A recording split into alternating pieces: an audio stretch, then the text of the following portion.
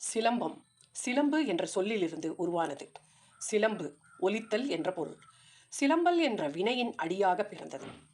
மலைப்பகுதிகளில் அருவி விழும் ஓசை, பறவைகளின் கீச்சொலி, மரங்களின் இலைகள் காற்றில் அசையும் ஓசை, விலங்குகளின் இரைச்சல் போன்ற பல ஓசைகள் ஒலித்துக்கொண்டே இருப்பதால் மலைக்கு சிலம்பம் என்ற மற்றொரு பெயரும் உண்டு.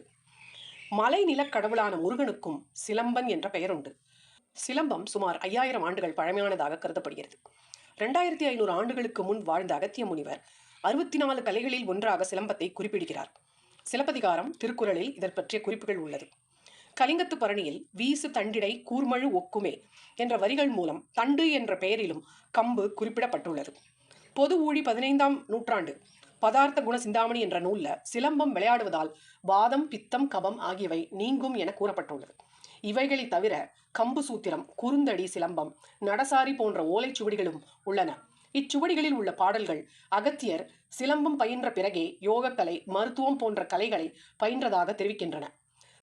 சிலம்பத்தில் ஒத்தைச்சுவடு, பிரிவுச்சுவடு, ரெட்டு வீச்சு, பூட்டுப்பிரிவு, மடுசிரமம், எடுத்தெறிதல், நெடுங்கம்படி, கோவட்டா, வாழ்வீச்சு, பீச்சுவா, சுருள்பட்டா, லேசம், செண்டாயுதம், வளரி, இடிகட்டை, கட்டாரி, கண்ட கோடாரி, வீச்செறிவாள், வெட்டெறிவாள், கல்துணி போன்ற ஆயுத பிரிவுகளும் உள்ளன.